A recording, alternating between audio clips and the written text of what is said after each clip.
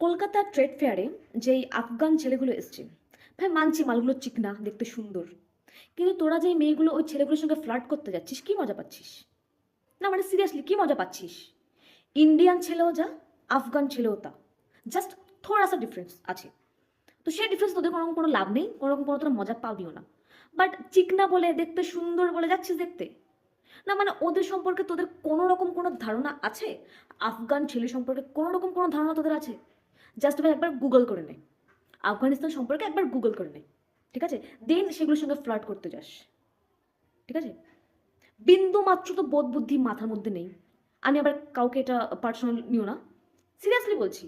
যারা এগুলো করছিস, করিস না এগুলো। এগুলো জাস্ট অন্য একটা দেশের সামনে নিজের দেশকে ছোট করা। যে ভাই আমরা সেখানে গেছি আর সেখানকার মেয়েগুলো আমাদের সঙ্গে ফ্লার্ট করছে, কারণ আমরা দেখতে সুন্দর তাই, আমরা চিকনা তাই। আশেপাশে ইন্ডিয়ার আশেপাশে খুঁজে দেখ, ওর থেকে বেটার বেটার হাজার হাজার গুণে ভালো ছেলে, দেখতে সুন্দর, তোরা ইন্ডিয়াতে অ্যাভেলেবেল খুঁজে পেয়ে যাবি। তার জন্য আফগানিস্তান ছেলেগুলোর সঙ্গে ফ্লার্ট করতে হবে না, চা না তাই একেবারে।